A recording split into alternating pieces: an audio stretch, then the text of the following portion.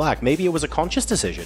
I think what happened there, David, was that Arjun had pre-decided this line in his mind. He had calculated his way through, seen that he's given up the bishop, seen this repetition and just gone for it. And when it appeared on the board, he just didn't pause at that moment. Right. He still had 6 minutes almost when he decided to go for this whole variation and blitzing towards the end. It's definitely the match. He's playing the points. He's playing the fact that a draw with black is always a good result against Hikaru Nakamura. Exactly. And objectively, if you're thinking, well, hang on a second, win with white, draw with black, if we continue down this path, I'm happy to do it all day long. It's up to Hikaru to find a response. That's how they did it in the good old days, right? A very classical approach to chess, going for it with white, taking minimal risk and just being rock solid, locking it down with black. I hear you guys, but had Arjun seen that line, had he spotted it, had he stopped for 30 seconds, We'll have to he would ask have at him. least given a bit of a thought and made his decision. And I would not have been surprised if Arjun would have said game on. I think he was just predetermined on this path and just went for it. You know, he had calculated this entire sequence of moves and then just didn't stop at that right moment. That'll be a moment potentially to ask about in maybe some interviews after the match, regardless of which way it goes. What was the end of game 2 like, and how much of that did Arjun Erigaisi see? For now, though, game number 3 very much on the board. We've been seeing a lot of d4, c4 in this tournament, and this game is no exception. That's right. A Queen's Gambit declined this time, and we see the Carlsbad pawn structure. White with a nice pawn chain in the middle on dark squares, black with a corresponding pawn chain on light squares. And it's something that both players will be very, very familiar with. Some small nuances here. White's light squared bishop has not developed.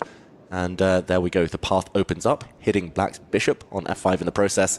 Hikaru pauses, but this is still well-known stuff. That bishop's going to retreat, and the game goes on. He's just trying to build that solid foundation we were talking about earlier, Hikaru, that he hasn't got so far in this match.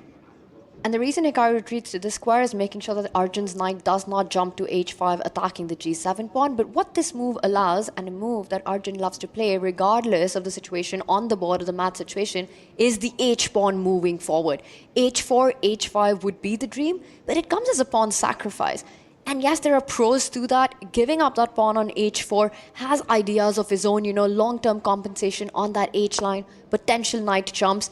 It needs to be calculated, and Arjun, he makes a more cautious move. Instead of h4, he goes h3, and that's very uncharacteristic of him. Wow. Is that a mouth slip? I want to see Arjun's face now. He doesn't react. He looks very calm, but that is such a bizarre move. We see #1 fan for Arjun Erigaisi there out Love it. in the arena. Nice to see. Nice to see people taking sides, showing what tribe they belong to. But in the meantime, pawn to h3, that is bizarre. Very passive and doesn't really help White's position at all. Do you want to talk us through a little bit about why pawn to h4 could have been interesting? Because to the untrained eye, pawn to h4, allowing that pawn to be taken, I get that there's activity associated with that, but without a white c-pawn on the board, what I'm naturally thinking when you do that is, are we really castling queenside into this? Yeah, and let's show what could have happened if the pawn had pushed forward to a4. Arjun stopping 1 square short. The bishop could have captured, and now White's knight might just leap forward onto h5, hitting a pawn. This is very hard to defend now, and if there were a capture, the white queen would pounce, the black bishop forced to step back, and white would have a big potential attack. Yes, you're a pawn down, but the open h-file for the white rook, the activity of the queen, gives fantastic compensation. Black's king would be caught in the center for the rest of this game. Last question on this position, though, David or Tanya. Where does the white king live after all this? Well, you can't go to the right side of the board. The good news is queenside castling is always up for grabs here. And then you just slide the king over to b1 and you would be completely safe on this side. Not to mention the white rook eventually joining the attack as well. Nice one. And look at this. He plays the same idea, different order this time. He plays it without having sacrificed the white h-pawn. Makes a lot of sense. Now we see what Arjun has done. Pawn to h3 at least creates a home for the white dark squared bishop to retreat to, but still feels like he's kind of mixing and matching and indecisive here, Arjun Erigaisi. I don't hate it. I think that knight might just be captured anyway, but less attacking than it could have been. You know, if it was any other player, I wouldn't bring this question up, but h3, mouse slip or not? I think so. Yeah. I'm inclined to think that as well. Because He had no Arjun, reaction, though, right? We were looking for something on his face, and he's Mr. Cool Guy for a reason. He yeah, that's true. doesn't give it away. Heart rate went to 90. That's a small giveaway. It's dropping back down slightly here for Arjun. We saw a trade, knight for bishop, and now Hikaru offering a second bishop for knight trade, potentially, as he drops his bishop out to pin White's knight. Very interesting there, asking White's king a question. Well, now we get to have one of our favorite topics of conversation, I think, on this commentator's desk, which is knights versus bishops. Having that bishop for knight trade, of course, means that Arjun Erigaisi is left with the bishops. But my mind can't help but think back to the earlier games when the knights absolutely dominated the bishops to give us the first point of the match. So are the bishop pair here, is that going to be helping Arjun? I think that's a great question, and I think Hikaru knows that Arjun loves to play with knights. And the reason for that is every single attacking player on the planet prefers knights to bishops in a more general situation because they're just great attackers. Yeah. And of course, you know, there are exceptions to the rule, depends on the position and all of that, but knights over bishop when it comes to your aggressive ability. And Arjun for now makes a retreating move, but to your point, I think it's possible, you know. He also came in with an idea and a threat. It wasn't only to take Arjun's last remaining knight on the board, but Black's knight was about to jump to a4, doubling down on that pinned knight.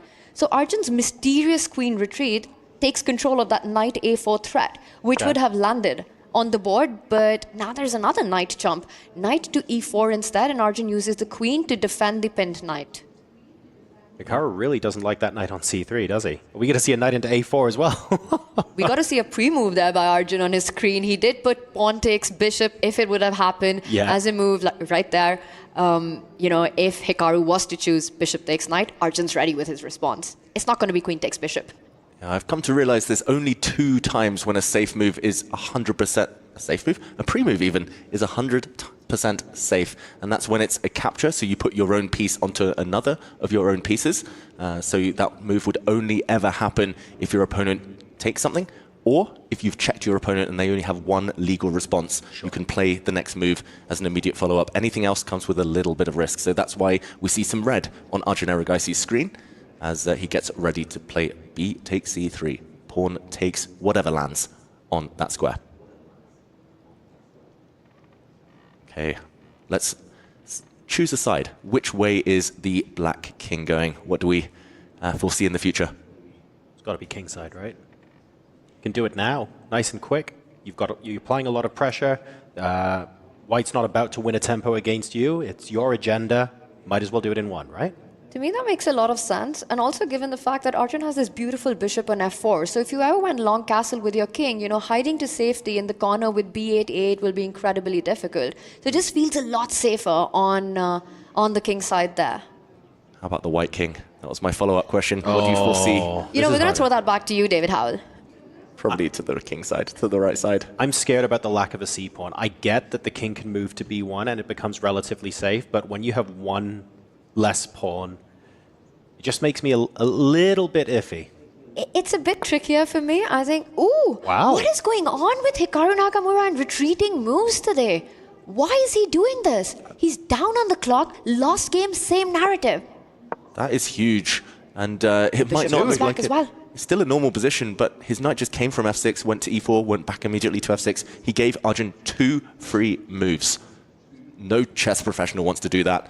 And Arjun does go to the queen side after all. Okay. Wow, Arjun smelling weakness in Hikaru. Hikaru's down a full minute on the clock, clearly playing very, very tentatively here. And Arjun wants to strike. And I think that's the key point. Arjun's not smelling weakness on the board, but more psychologically on Hikaru. Just the shakiness that he's shown, not only in game 1, but the way he's approached the opening from here. How many times has that bishop moved? How many times has that knight moved? That's breaking every single opening preparation, opening principle in chess even. And look at that, another inaccuracy. He brings the queen out, and if Arjun decides to trade the bishop now, that queen would have moved multiple times as well. Yeah, on his first 15 moves, Hikaru made 5 knight moves. He made 3 dark squared bishop moves, and what was it? 3 light squared bishop moves as well. It's all about the minor pieces for Hikaru. He does eventually get castled. He's lucky that the center is locked, that it's blocked, so he's got away with it. This loss of time, but it's bizarre seeing a world-class player show such indecision. This is almost justified a little bit, some of what Hikaru has done, because Tanya mentioned that brilliant bishop on f4 makes it a little bit dicey to go queenside. But now that the opposing bishop has come back to d6, okay, we didn't expect the bishop retreat, but it does a great job of neutralizing the bishop on f4, and suddenly there's a little bit of justification for what Hikaru has done. It was really the only way to get your king to the queen side, where he perhaps feels it a lot safer, because if you go opposite side castling, then Arjun was ready with the pawn storm, g4, g5 coming in. You know what? Arjun doesn't care. This is why he's called the madman over the chessboard. His king is on the same side, but he's still going for that pawn attack. Again, the theme, when your opponent's knight is on b6 or on g6, you always have to keep the flank pawn movement in your mind. a4, a5, kick that knight away. Magnus did something very similar to Nihal Sarin in one of his successful quarterfinal games. In the meantime, we did see a trade of bishops. And there we go, the white pawn trying to act as a battering ram, opening up the black king. He defends a pawn on the other flank. Arjun does have doubled f-pawns, so endgames might be favorable for black and the knights. But short term, we see the eval bar struggling to fully decide who has the advantage. It does look like it's slightly easier for Arjun just because the black king a bit weaker. And the pawns around the king as well weakened now because of that a-pawn moving forward. You know, you could always shift your attention, moving that d1 rook, which right now stares at its own bishop and pawn, rook c1, try and target the weaknesses around the black king. It just feels like so much easier to be white. You mentioned an endgame. I'm going to predict there's going to be no endgame in this game. Yeah, that makes sense. Like, we could see something explosive happen a lot sooner rather than later. The queen moving out to d7, having half an eye on the pawn on h3, but that's not really the hottest property on the board right now. Nonetheless defended. And if the knight or bishop for white move too far from defending the e4 square, maybe Hikaru's looking at planting one of his knights onto the e4 square as well. So there's not that much maneuverability yet. I feel like there needs to be something to unlock the rest of white's attack. Ooh, he goes back. I was expecting him to jump into the center, even at the cost of a pawn, Hikaru. But very, very passive play from him, and now Arjun's trying to hit from all angles. Arjun's not held back at all. Pawns flying forward on the king side, flying forward on the queen side. This last move given a question mark, but it's very tempting for any human to try and break open, potentially with a sacrifice, the black king. And the speed with which Arjun played also counts for something. Hikaru's got to be feeling it himself, right? That the things are just not in the rhythm today. In that game one, in game two as well. But he's the one player who's able to shift these gears really quickly. And it's far from over this one. You know, we're talking about that a6 pawn, a huge strength for Arjun. But it can, in certain positions, also come under fire. That queen from d7 could slide over to c8. And then suddenly you're wondering, how am I defending that a6 pawn? So you've got to be watching out for these ideas. Knight c7 on the board. And it's a big moment to sacrifice or not to sacrifice for Arjun Erigaisi. He's burning a bit of time here, and that's because there's a huge move, huge decision that is available to him. Knight takes b6. We're showing it on our analysis board. The pawn has to recapture because the black queen is hit. White's queen jumps forward. He doesn't go for this. The black king sliding in the corner. The key detail here is the black knight on d6 holding the b7 square, so there's no checkmate. The white queen cannot deliver the killer blow. White's rook here, though, could have slid across to c1 with a big attack brewing and long-lasting compensation. He didn't go for this, Arjun. I wonder if he'll regret it a bit later. And, okay, we see the game continue, but now black's knights are in perfect defensive harmony. I would have gone for that. I just assumed Arjun, with his nickname, the madman, the style, the fire that he likes to bring, he might have been tempted if he weren't already ahead in the match. How low would the clocks have had to be for Arjun to have gone for that? I feel like that would have been a function of time. The more time you have to calculate it out, the less likely we would have seen the sacrifice, right? If it was a minute each on the clock, does Arjun go for that? I think also depends on the match situation, but you're absolutely right. If you're relying on your intuition and your instinctive play, then you just play for it if you don't have time to overthink it. But Arjun, he's rushing through these decisions. Even in the last game, he didn't take knight takes bishop. He didn't take his chance in that moment. A moment missed, and in this one, another opportunity missed there. Hikaru has grabbed a pawn. The black queen took a pawn on h3, now trying to force a trade. And to take or not to take, that is the question. Arjun, if he takes that queen, would have allowed the black pawns to connect. And look at this, Hikaru annoyed at himself. He's missed this last move, a knight retreat. Knight retreat moves are the hardest to see in chess, they say. And now Arjun's piece about to jump in with some checks. Might regain the pawn on d5. Anyone's game now. And it's going to be so much about the clock as well right now, with both players around 2.5 minutes for Arjun.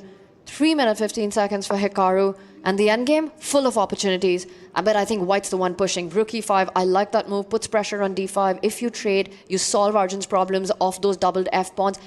Harder decisions for Hikaru to take here. Yeah, the black king is actually in the kill zone. Even with the queens off, that black king is not entirely safe. Rooks are coming, knights are coming, so Hikaru needs to get pieces off the board. Now that swapping of rooks there allowed at least a little mini V formation of pawns in the center of the board. So that's going to be looking relatively solid. We've also got the pawn on d5 looking a little bit loose as well. But compared to how things were before, if you look at the relative activity of pieces between Hikaru Nakamura and Arjun Erigaisi, there's not a huge amount of difference because the black rook can move now potentially after a couple of knight maneuvers. And it's not looking as difficult to come up with a plan for Hikaru as it was before. Yeah, and if rooks disappear, I should mention Hikaru wins on the spot, guaranteed, due to the black h-pawn pushing forward. There's no rival. That is a passed pawn. If rooks disappear, Hikaru wins. Knights disappear, Hikaru has the advantage. But for now, Arjun needs to keep pieces on the board, needs to somehow combine them and go for the black king. It's an extra pawn for black, and that's Arjun offering a repetition right now. He jumps back with the knight. It's an inaccuracy, and this is when Hikaru leans in because he smells weakness on Arjun. You know, he knows he's got that extra pawn. Arjun offering a draw would usually mean, with a repetition, would mean that he's not happy with his position. Yep. You have two choices here as Hikaru Nakamura. You can agree to the draw, bring the black king back, allow it to get checked, and a dance between knight and king. Or you just say, I'm calling your bluff, I'm going to push my pawn. H4 here, pushing Harry the h-pawn forward for glory, trying to make a new queen as quickly as possible. That is the other one, but risk attached. Huge risk attached because White's also threatening rook to c7, knight c6, rook takes pawn, and that would be just a checkmate. So it's not only the d5 pawn that's hanging, there are checkmating ideas against the black king. If you're Hikaru, do you not instantly play the king back anyway to repeat once to buy yourself time and then think? It's interesting that he didn't even repeat once. Oh, he didn't, and Arjun has blundered. He was going for a checkmate. The key was not to allow the white knight into the square and allow a checkmate on a7, the Arabian checkmate. Instead, that square has been covered by the black knight. This is why an exclamation mark has appeared, and now he's 3 squares away. Black's h-pawn is 3 moves away from becoming a new queen. Arjun might just be too slow now to defend. How do you even bring it? Your knight, your rook, your king, all offside from stopping that h-pawn from moving forward. That knight on d4, the only move that Hikaru had to defend the checkmating idea. Of course he finds it. And we've been talking about Hikaru struggling perhaps to find the flow, find the rhythm. It's wins like these, it's moments like these that puts you right back into the game. Yeah, and it's bullet time now. Look at the red appear on Arjun's clock. He's tanked. He's realized he needs to go into reverse mode here, bring the white rook back to stop the h-pawn, but that is desperation. He goes all in, rook takes pawn, but Hikaru just needs to push. That h-pawn is becoming a new queen. 3 steps away. Nothing's gonna stop it. Arjun gambling with his own e-pawn, but Hikaru's queen comes with a check on h1. That is the key here. Arjun Erigaisi just isn't quick enough. Black gets there first in this race. Hikaru only has 1 winning move. The black knight cannot move away and take that pawn as the white knight jumps into c6. He needs to just keep going. He's gonna find this. 1.5 minutes. Knight takes pawn, loses on the spot. You get checkmate, and of course Hikaru finds it. He's gonna check Arjun's king, make a queen, a new queen on the board, and then once the king moves away, he'll go on the defense and stop Arjun from doing the same.